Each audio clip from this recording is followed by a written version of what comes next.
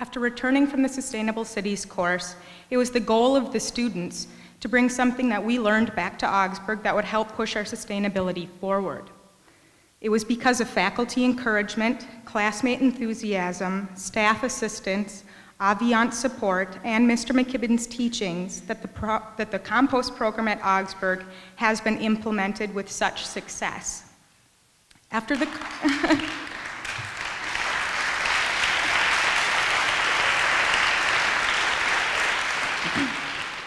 After the compost program was introduced last fall, many other changes began to form, such as the Trayless Initiative and our paper reduction efforts. Last spring, also, the decision was made to push Augsburg's sustainability forward by producing a month-long event that focused on other aspects of sustainability, which is what we're in now, such as waste management, alternative transportation, alternative energy, and connecting community through food systems. This is how SAM, Sustainability Awareness Month, came to be. Had it not been for faculty, staff, students, and administrative participation in this event, along with a common vision to improve Augsburg's current systems, none of this would have been possible. It is each and every one of us that are able to make these initiatives happen, which is another point that McKibben stresses in Deep Economy. Aside from how Bill has affected Augsburg, he has also had the opportunity to open up other people's eyes to sustainable life habits across the country. Along with Deep Economy, Mr. McKibben has written a total of 12 books and contributes to various publications such as Harper's Magazine and the Atlantic Monthly in regards to sustainability issues like global warming and alternative energy. He is an avid environmentalist who in 2006 led the organization of the largest demonstrations against global warming in American history. In 2007, he started the organization Step It Up, which is a nationwide grassroots environmental campaign that demands action on global warming by the US Congress. This year, he's been working on the 350 Organizations program, which is about global climate change, and this next month, October, we'll be focusing on that as well. Even though Augsburg has made tremendous improvement towards our own sustainability, there is still much more that can be done to further our progress as a sustainable institution. I personally was inspired to take what I learned from Bill's book and apply it to something that would impact not only students, but everyone involved in this great institution, which I hope is what we can all strive towards this year. Many thanks to the help of the Christensen Symposium Board, who made it possible for Bill McKibben to join us in this meaningful discussion tonight. Mr. McKibben, your work and your words have been an inspiration and provided motivation for so many of us, including 2 local musicians, Linda Breitag and Brett Hessla. Before you speak, they would like to welcome everyone, and especially you, with a song. Thank you.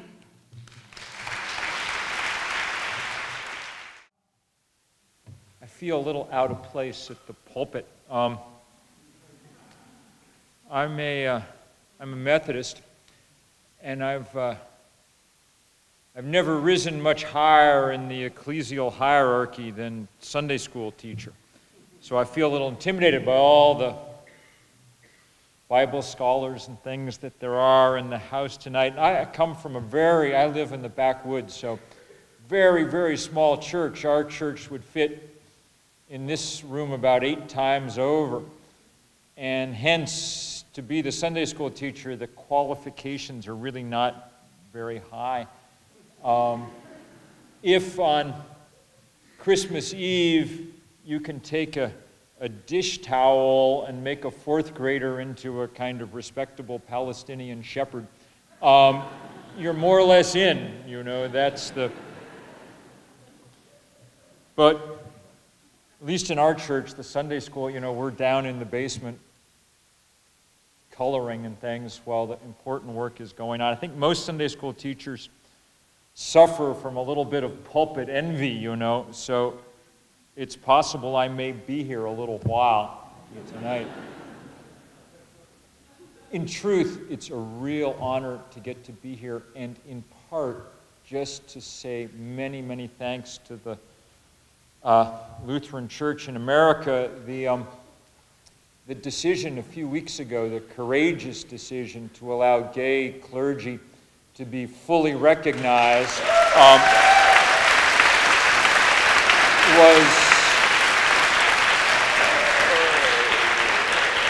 was a beacon for many of us, and we're very hopeful that we can persuade our denominations to follow that bold lead. So thank you.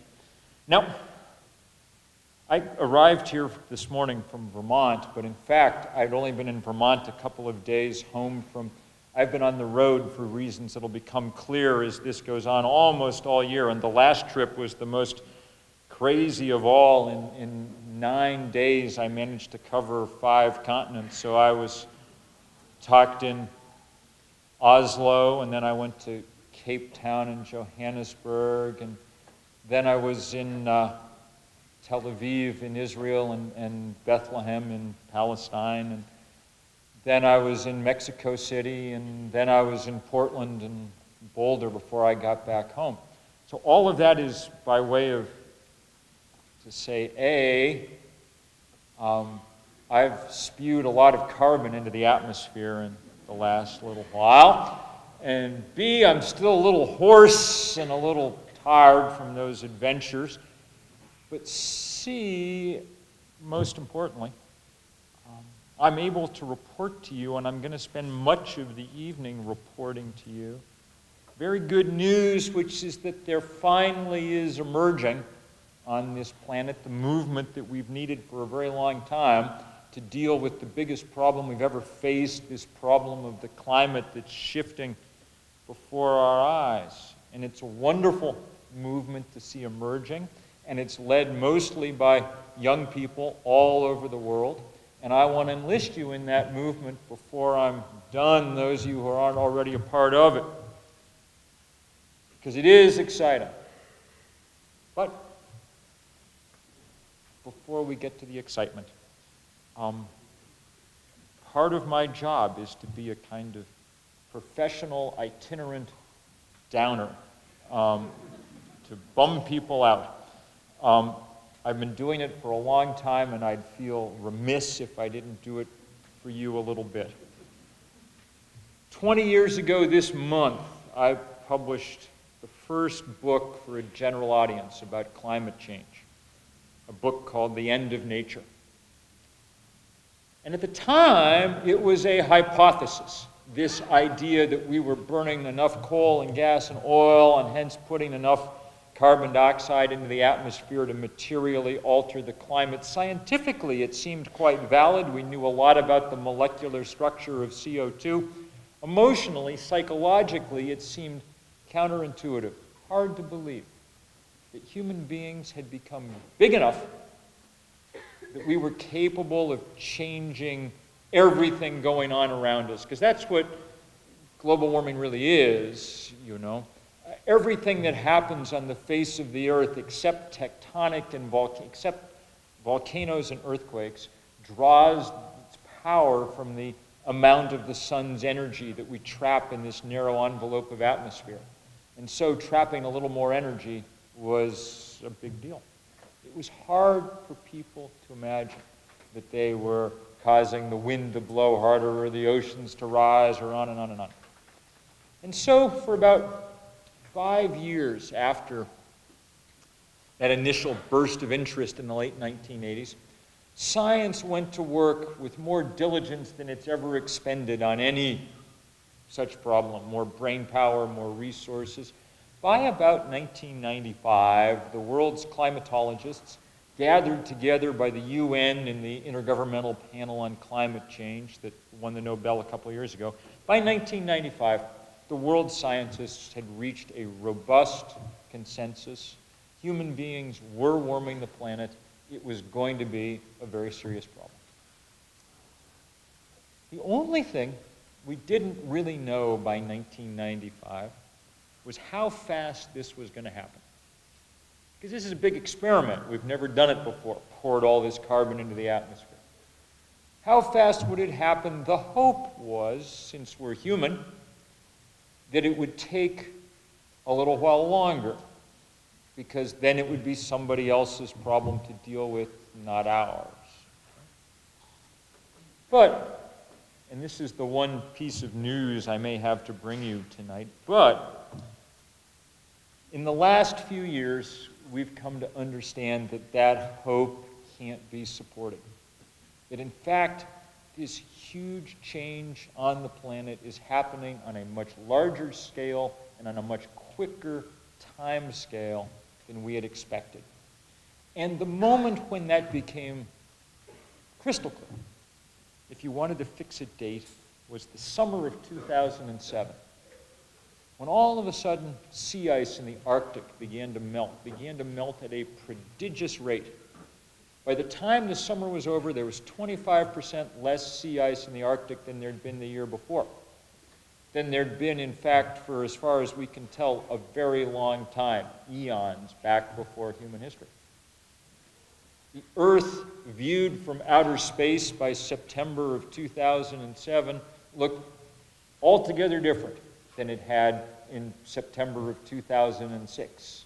Those pictures that came back from Apollo in the late 1960s, our first view of the Earth, they're as out of date as my high school yearbook picture is. You know, it doesn't look like that anymore. One of the biggest physical features on the planet has shifted in dramatic ways. And as scientists that summer surveyed that change, they looked around at a lot of other systems too to see what else was changing, and what they found pretty much name a system and the same kind of violent flux already underway. For instance, Arctic sea ice wasn't the only thing melting. Pretty much everything frozen was melting. Maybe most importantly, the high-altitude glaciers of the Sierras, of the Andes, of the Himalayas. For the 10,000 years of the Holocene, the 10,000 years of human civilization, we've lived in a sweet spot where it's been warm enough to mean that the continental interiors were free of ice and we could grow grain on them.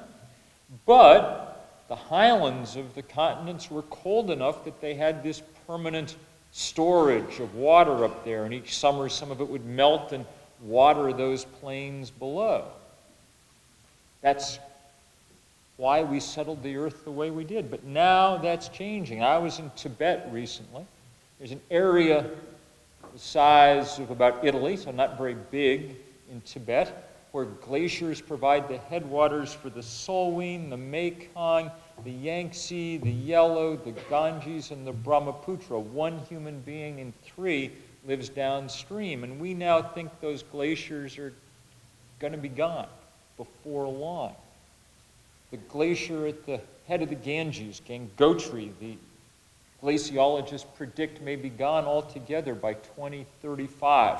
There are 400 million people who depend on that river, not just for irrigation and drinking water, but also for spiritual sustenance. It's the great sacred river of India. I was in Varanasi a few weeks ago, Benares, a city utterly timeless, where for thousands of years Hindu pilgrims have arrived daily to bathe in the river, where there's nightly conflagration as bodies burn in the funeral pyres before the ashes are put in the river the next day.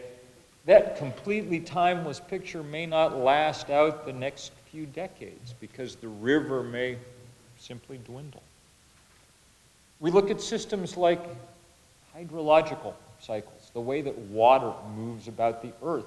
Warm air holds more water vapor than cold. That may turn out to be one of the most important physical facts of this century, because already we're seeing in arid areas dramatic increases in evaporation and hence in drought. Really epic drought. I was in Australia in February. They'd come through earlier in the year the hottest, driest period they'd ever experienced. And at the end of it, in the suburbs of Melbourne, a prosperous western city, in the course of about an hour, wildfires had killed 200 people. The government was saying, we're not going to call what's happening here a drought anymore, because drought implies it may come to an end someday. We don't think it's going to. We think it's the new normal.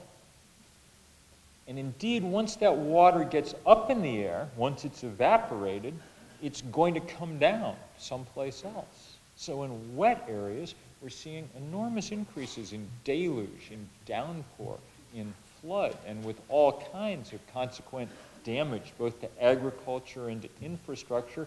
If you don't believe the scientists, ask the insurance companies, because their payouts have gone through the roof year after year after year.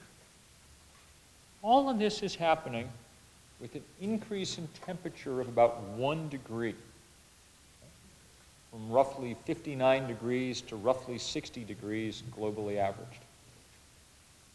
The scientists tell us with quite a strong consensus that unless we make very big shifts very, very soon, we're going to see a further 4 or 5 or 6 degrees increase in temperature in the course of this century, producing a world that it's almost impossible to imagine. And in fact, the danger of that kind of truly runaway climate change seems more ominous almost with each day that passes, because we're beginning to find embedded in the world's physical systems some really nasty feedback loops that provide increased warming almost automatically.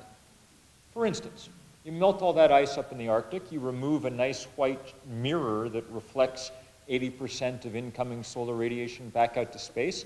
The blue water that replaces it absorbs about 80% of that incoming radiation. More ominously, as that warmth moves inland, the permafrost beneath the tundra and the taiga starts to melt. And it turns out that stored beneath that permafrost are huge quantities of another global warming gas, methane, CH4. And that methane is now seeping out into the atmosphere. Its concentrations in the atmosphere have spiked dramatically the last 2 years. At a certain point, even if we got our act together and turned off every car and shut down every coal-fired power plant and everything else, we would have warmed the planet enough that this cycle would continue on its own. We do not want that to happen. We do not want to get anywhere near that kind of situation, and we're already far too near it.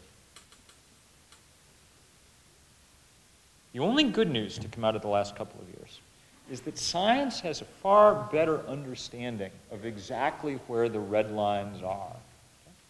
Here's the 90-second short course in climate, all you really need to know. For the 10,000 years of human civilization, the atmospheric concentration of CO2 was 275 parts per million, give or take 10 parts per million. Hardly varied, and the climate varied very little over that period. A time of great stability, however you define civilization, you know, Garden of Eden or Buddha or Shakespeare or whatever, 275 was what was happening when that was happening. We reached the Industrial Revolution, begin to burn coal and gas and oil about 200 years ago. That number starts to go up. We never know where the red line is. As I said before, we always hope it's a little further in the distance.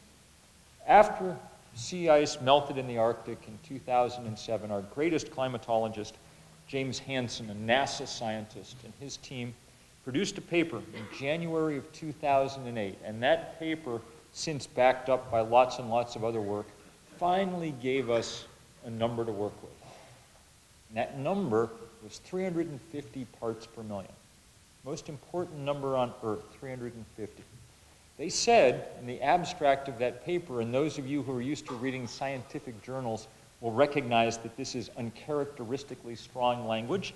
They said that any value for carbon in the atmosphere greater than 350 parts per million is not compatible with the planet on which civilization developed or to which life on Earth is adapted.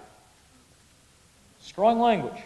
Stronger still when you realize that we're already well above it. We're at 390 parts per million and rising 2 parts per million per year. That's why the Arctic is melting. It's why Australia is on fire. It's why all these other things are happening. That's where we are right now. And just in case this is seeming a little too scientific and abstract for you, let me just say that already, even with only 1 degree of rise in temperature, we're already seeing enormous impacts on human beings.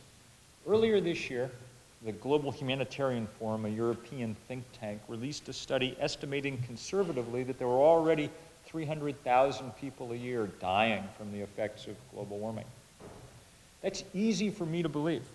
I remember being a few years ago in Bangladesh, a wonderful country, one of the greenest, most beautiful places on earth. Just wonderful people. Couldn't be a nicer place. It's the delta where the great sacred rivers of Asia, the Ganges and the Brahmaputra, come pouring down into the Bay of Bengal.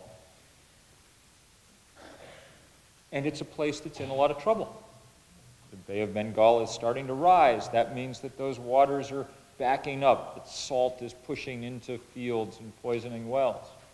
Meanwhile, the glaciers that supply those rivers, as I've said, are now dwindling. But when I was there, the thing that was going on was that they were having their first big outbreak of dengue fever, a mosquito-borne disease that the World Health Organization says will be the emergent disease of this century, a disease whose incidence has increased about 200% since the beginning of the decade, mostly across Asia and South America. Because the mosquito that spreads it, Aedes aegypti, completely digs the warmer, wetter world that we're busily building. Now, there were lots of people getting dengue when I was there. It was all over the newspapers because nobody had seen it before. And I eventually, because I was spending a lot of time in the slums, got bit by the wrong mosquito, and I got sick myself. It was the sickest I've ever been. I highly recommend not getting this. But I didn't die. A lot of people did die. People who weren't healthy and strong going in. And I remember going down to the main hospital in Dhaka, to a hospital ward much bigger than this room, and there were cots laid out as far as you could see, and people in those beds shivering, and on the floor in between because there weren't enough cots, shivering. And I was shivering, but in between chills, my main thought, the thing that I kept thinking about, was how completely unfair this was. Because these people hadn't done anything to cause this. There's 140 million people that live in Bangladesh, but when the UN tries to calculate how much carbon they emit into the atmosphere, you can't even really get a number. It's a rounding error. Almost nobody drives a car. Most people aren't connected to the electric grid. The 4% of us who live in this country produce 25% of the world's CO2. If there's 100 people in a bed in Dhaka in a hospital ward, well, 25 of them are our responsibility at some level. And the same with 1,000 other things like that all over the world. Earlier this summer, I was in the Maldives Islands, out in the Indian Ocean. Completely beautiful place, too. Another Muslim country, paradisiacal. But the highest point in this 900-kilometer-long archipelago that stretches across the equator, the highest point in all these islands is about 2 meters above sea level. Scientists think it's quite possible that the sea may rise 2 meters in the course of this century. This is a poor country, but they're trying now to put aside money every year so that they can buy a new homeland someday when theirs is underwater. Okay? And they're not causing any of this. For me, well, I told you I was a Sunday school teacher, right? And hence have a extremely simplified 4th grade kind of view of theology of all kinds, and sometimes that kind of simple view can be a little useful. One of the things that for me is most appealing about the gospel is how straightforward it is. All all of us get to be sort of stand-ins for the slightly dim disciples who can never quite remember what it's all about and are always sort of losing the story and asking again, tell us again. And Jesus is always, love your God, love your neighbor as yourself. Over and over and over again. And then Paul, the same thing, and on and on and on. In the world in which we live now, we are effectively drowning our neighbors, giving them every kind of disease, making their lives impossible. There is nothing that people in the rich world have ever figured out how to do, not racism, not colonialism, not anything else, that's quite as devastating as taking away the basic physical stability of the planet upon which most of the world's population, those people living closest to the margin, depend. There's no greater challenge to social justice that anyone has ever come up with, and any talk of development in the face of this kind of change is just silly. I saw the figures the other day from Malaysia. One case of dengue, dealing with one case of dengue fever, takes the health budget for 9 Malaysians for a whole year. That means that when you have an outbreak like that, which they're now having annually, there's no money left for HIV prevention, for family planning, for immunization, for all the other things that should be going on. All there is trying to keep people alive. If the Ganges is drying up, there's no way that India gets to develop. And it's not just drying up because of some act of God, it's drying up because of some act of us. Which leads me to where I want to go next, which is what it is that we're going to do about this. And I'm not going to talk much about the most obvious part of the answer, the technology that we need to employ. It's completely clear that we need to get off fossil fuel and onto renewable sources of energy, and we need to do it quickly. That technology is the simplest part of the problem. We have most of it. The fastest growing source of electric generation around the world is already wind. We know how to use the sun, on and on and on. The thing that we do not have anywhere near enough of, the missing part of this, is not technology, it's political will to make it happen quickly enough to matter, to intervene fast enough to change the outcome of this story. And that's, I think, at least for me, that's been where I've put my efforts the last few years. Ever since I got back from that trip to Bangladesh, I found myself wanting to do more than just speak and write about this. Wanted to figure out how to do something because nothing had been done. As useful as our scientific method had been in understanding the problem, that's how useless our political method had been in dealing with it. Nothing had happened in Washington, nothing at all to change the trajectory of our predicament. But I didn't really know how to do anything at all. And the point of what I'm about to tell you is that if someone as clueless as I could figure out at least a little way to intervene, then so can y'all. I was back in Vermont, the second smallest state in the Union. And I'm a writer, and I live up in the woods. I'm not an activist by nature, I'm an introvert. Writers like to sit in their room and type, that's what we do. I had no idea what to do, but I knew we needed to do something. So I called up a few of my other writer friends in Vermont. I said, here's what we're going to do. We're going to go up to Burlington, which is our big city, 50,000 people. Okay, we're going to go up to Burlington, and we'll sit in on the steps of the federal building, and we'll get arrested, and there'll be a little story in the paper, and at least we will have done something. All these guys were as clueless as, that sounds like a good idea. That's what a good plan, let's do that. But some one of them happily called up to the police in Burlington. What would happen were we to pull off this intrepid stunt? And the police said, nothing will happen. Stay there as long as you want, you know, we'll come visit. So we had to recalibrate. And I just started sending out emails to everybody I knew. And said, we're going to go for a walk. And we left a couple of weeks later, and we left from Robert Frost's old summer riding cabin up in the Green Mountains, because he's kind of our patron saint in Vermont, and because we thought that that most cliched of all high school English class poems, the one about the road not taken, you know, was very appropriate to our moment. So off we walked, and we walked for 5 days, and we slept in farm fields at night, and I'd called up all the Methodist mafia along the way, so we did programs in churches in the evening and things. And by the time we got to Burlington, there were 1,000 people walking.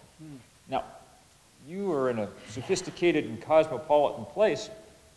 In Vermont, 1,000 people was an astonishing number of people. There's nobody had ever seen 1,000 people in one place. The cows were bolting in terror from the fence line as we went by, you know. And it was more than enough people, this was the fall of 2006, to get all of our candidates for federal office, for Congress and Senate, to come meet with us. Not only to meet with us, but to sign this raggedy piece of cardboard we'd been carrying across the countryside that had our demand on it, which at the time was the very radical demand that they would work to cut carbon emissions 80% by 2050. Far more than anybody in Washington was talking about. Only scientists were in favor of it. But all these politicians signed, and not just the liberal Democrats, of which we have a fair number in Vermont, but also the conservative Republicans. The woman who was running for Congress on the GOP ticket and who almost won, she'd said 2 months before when she announced for office, she'd said what too many politicians say. She said, I'm not sure this global warming is real. More research needs to be done.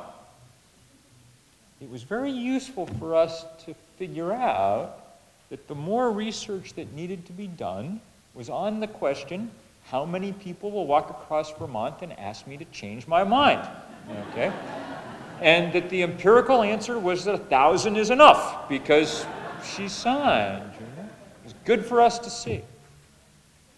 Only downer was to open the paper the next morning and read a story that said that 1,000 people in the fall of 2006 in Burlington, Vermont was probably the biggest demonstration about climate change that had yet taken place in the US. When we read that, I thought, well, no wonder we're losing, you know? We have the kind of superstructure of a movement. We have leaders, we have Al Gore, we have scientists, we have engineers, we have policy people, we have economists. We have all the answers and solutions. We have everything you'd need for a movement except the movement part, you know? There's nothing there to give it any heft. And so it wasn't getting anywhere against the powerful forces of inertia and of vested interest. Look, ExxonMobil made more money last year than any company in the history of money. Okay? That buys you a lot of power in our system, power to prevent things from happening. And they've used it quite effectively. So we decided to see if we could build, even outside of funky Vermont, something like a movement. When I say we, and here again I want you to listen carefully, I mean me and 6 undergraduates at Middlebury College, where I have a loose connection. They were seniors. They weren't done with college, but they were more or less done with college. And they were ready to go to work. And we started in January of '07 sending out emails to people all around the country saying, will you hold a demonstration or a march or whatever like the one we did in April of 2007, 3 months from now, with that same demand for 80% cuts? And we didn't have any money, and we didn't have any organization, so our hope was that maybe we'd organize 100 of these things around the country. It would have been 100 more than there'd been, and would have been good.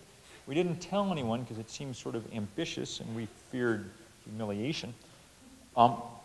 Instead, as things occasionally do in this internet age, it really took off. It turned out that there were lots and lots and lots of people around the country who had already changed their light bulbs, and as they were changing their light bulbs, sort of light bulb went off in their head, and it was sort of, this is not going to solve the problem all by itself, what do I do now? And they were happy for an opportunity to figure out how to raise their voice in a productive way. And in April of that year, 3 months after we started, we had 1,400 simultaneous demonstrations all across the United States, all 50 states. It was the biggest day of environmental action since the first Earth Day, and it was incredibly beautiful. People thought of great things to do. I started the day in Lower Manhattan, and there were thousands and thousands of people in blue shirts. We were all holding hands. We were forming a human tide line to show people where the water was going to come across the most expensive real estate in North America once the sea began to rise. Things like that all over the country. Jacksonville, I've never been to Jacksonville, Florida, but my sense is that it's different than Vermont, you know, and their action they held in the parking lot of the NFL, the Jaguars football stadium. And somebody came with a yacht, somebody else came with a crane, and they winched the yacht 20 foot up in the air, and they said, you know, look, or ahoy, or something. When Greenland slides into the ocean, that's where the ocean shall be. And, you know, even from you could just hear people from a long ways away, oh, I get it now. I understand it. It was not only beautiful, it was effective. 3 days later, both Barack Obama and Hillary Clinton dramatically changed their energy and environment platforms and adopted this 80% by 2050 goal. And you now hear Obama talking about it all the time. The only problem was, 6 weeks later, the Arctic started to melt. By the time it was done, it was clear two things. One, our targets weren't anywhere near hard enough. The science was changing very fast. We can't be talking about 2050. We have to be doing things right away, big things.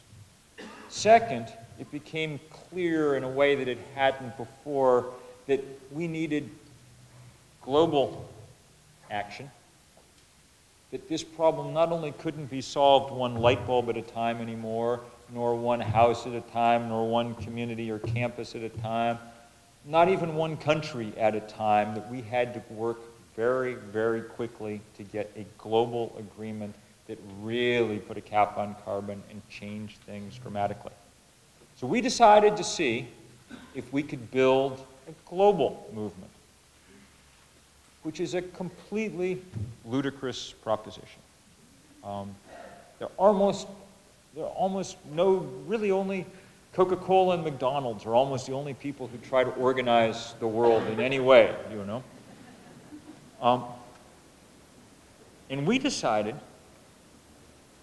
we knew that we were headed towards this big international conclave that'll happen in December in Copenhagen. And that's the biggest climate talks ever and supposed to produce a new treaty. We knew that that's what our efforts were about, that that's where we were headed. That's what we had to try to influence. So we decided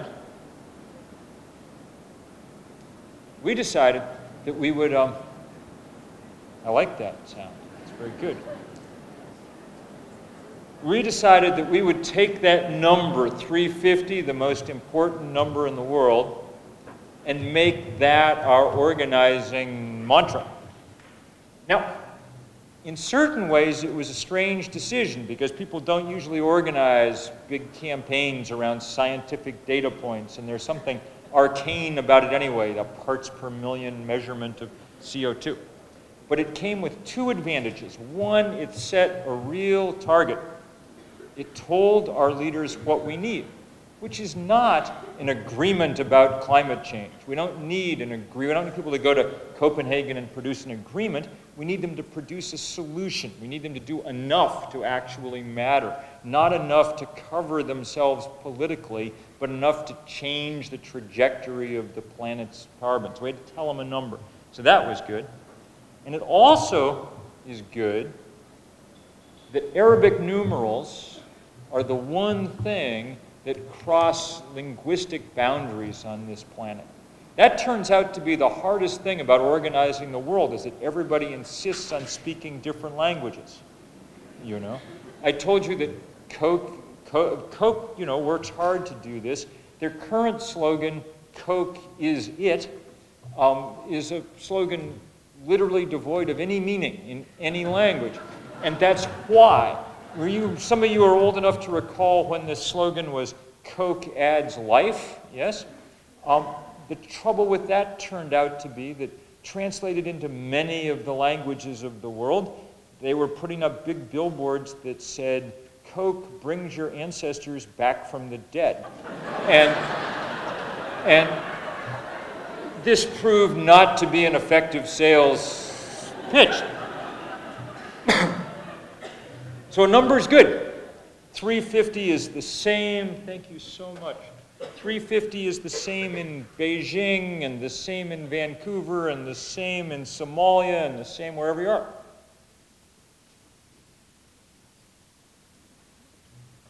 And so, in the last 18 months, we've been able to build the first big global grassroots movement about climate change or about any environmental thing. And it's been enormous fun to watch it happen. We're aiming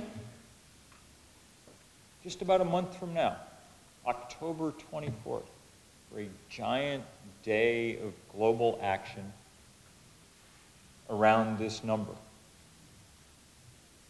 And I just checked the website before I came over. We're up to actions in 1,500 or more actions in 120 countries around the world.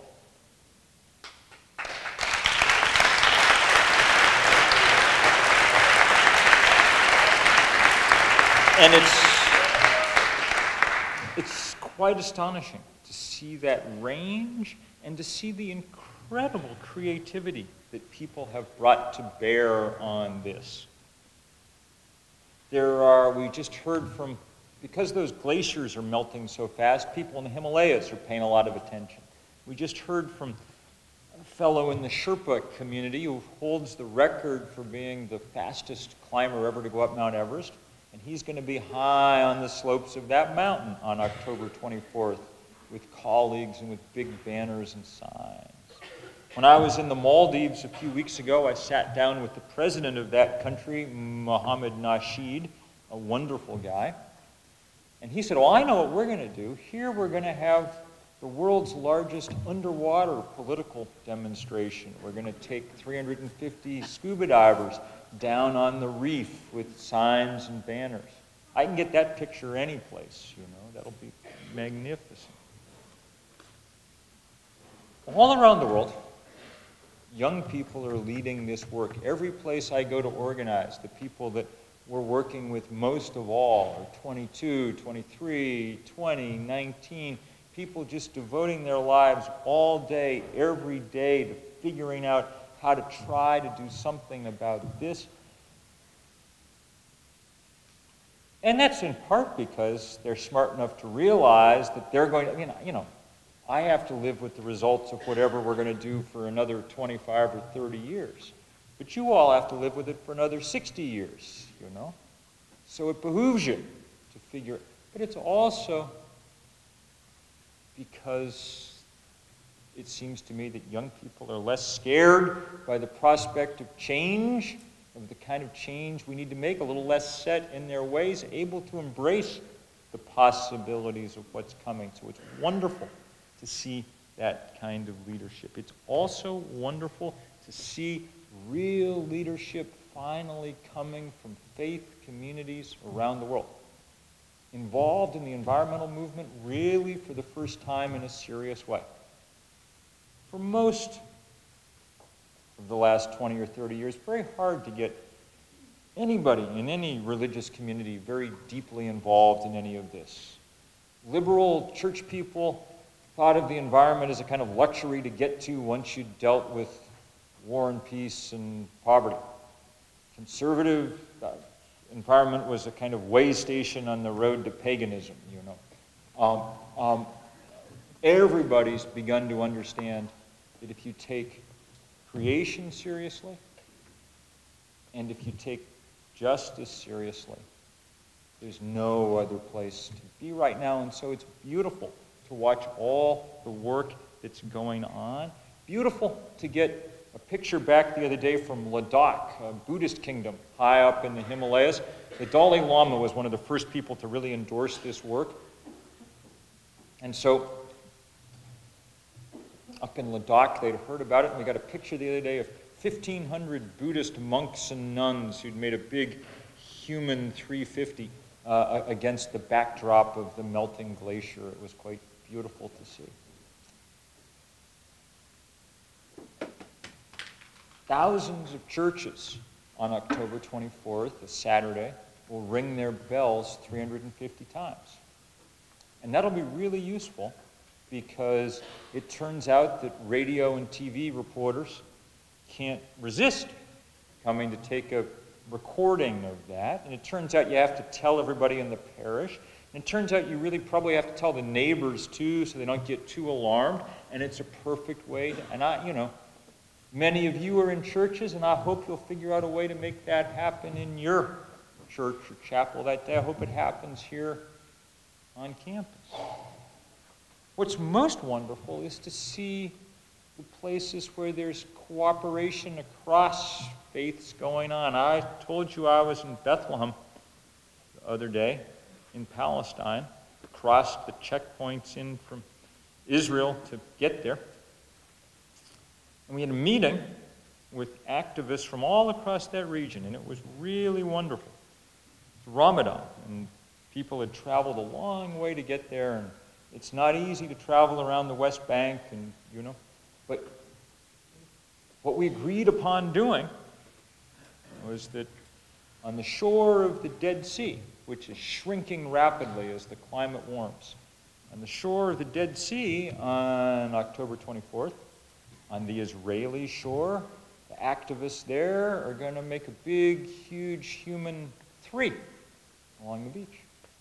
And in the Palestinian section, on their beach, an enormous 5, and in Jordan, a giant 0. And that'll be a beautiful picture. And one of the reasons it'll be beautiful is because it will be a way of saying, we better figure out how to put aside a few of our other differences for a while to deal with things that have to be dealt with. If all of this works, then the negotiations at Copenhagen will come out differently. Not perfect. We're not going to get the kind of treaty that we need, but we can move this process in the direction of the science. And in fact, that's already starting to happen. A few weeks ago, Rajendra Pachauri, the UN's chief climate scientist, said, yes, it's true. Our old science is out of date. 350 is where we need to go. Al Gore said the same thing not long before. Last week, the world's biggest, most important climate economist, the British economist Nick Stern, said the same thing too. We're moving this process incrementally in the direction that it needs to go. And oddly, in the world in which we live, it's possible that this kind of symbolic work that I'm asking you to help us with is the most practical thing that you could do. It's very important to make sure that the campus, say here, is carbon neutral someday before long, to start that work. But you can't make the math work one campus at a time. The world is too big. So alongside that work, you have to save some energy for doing the kind of political work that may let us change this system at the very top. And finally do the one crucial thing, which has put a price for the first time on carbon, so that people have to pay for the privilege of pouring it into the atmosphere, and the moment at which that happens is the moment in which every decision around the world that all of us make, and that most importantly big investors make as they plan power plants and car models and everything else, that's the moment that things will shift.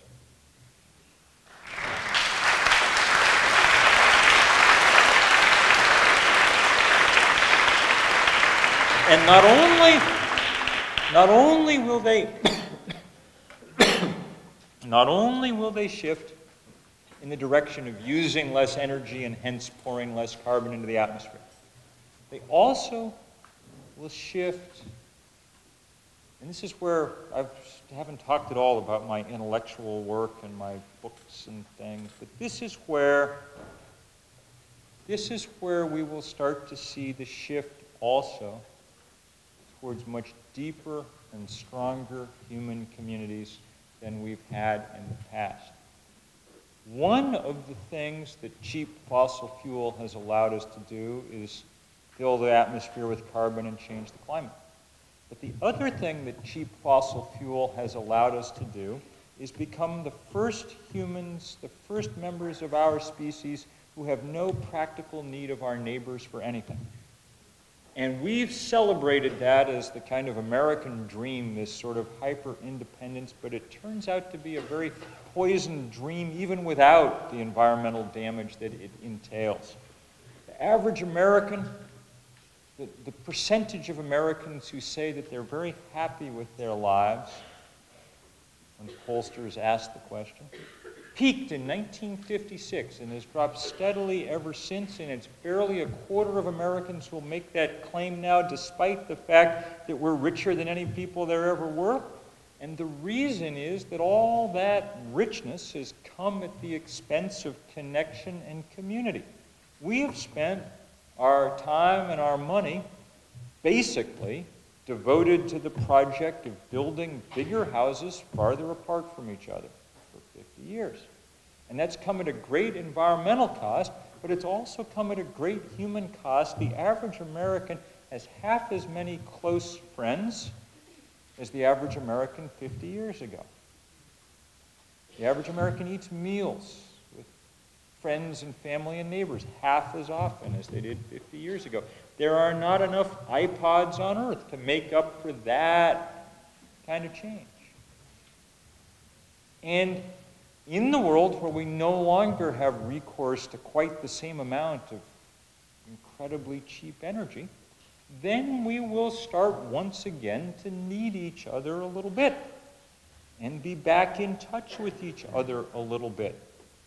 I was incredibly pleased to be out in that community garden today on the edge of campus and to see that it was bringing people, all kinds of people, together around the project of getting some food. I would love to be here for the farmers market that's recently been inaugurated on this campus. Farmers markets are wonderful, not just because they use less energy than the supermarket. I mean, clearly they do.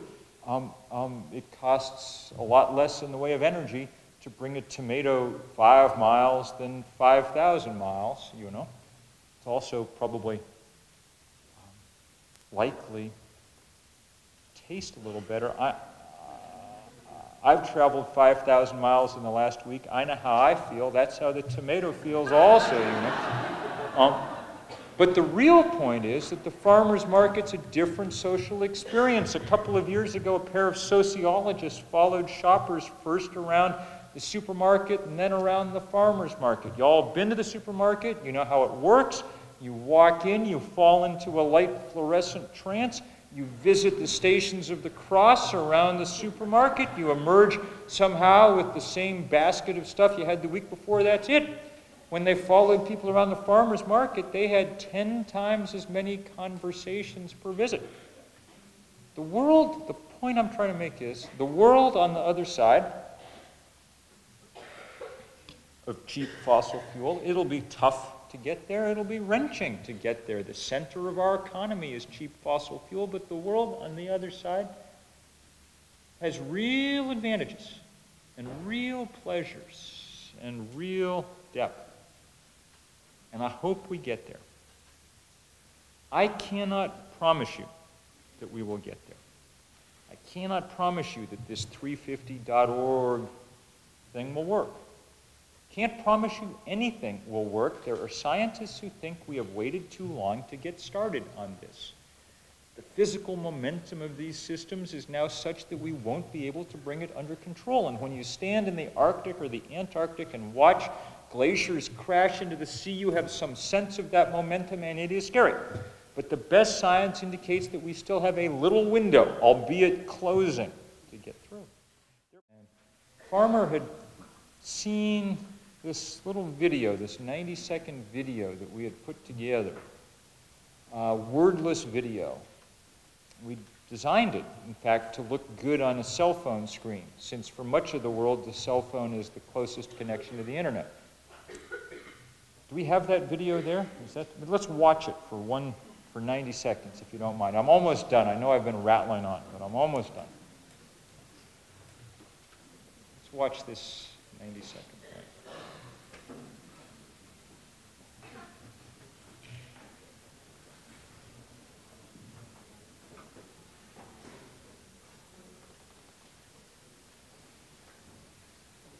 There should be some music with that. There we go.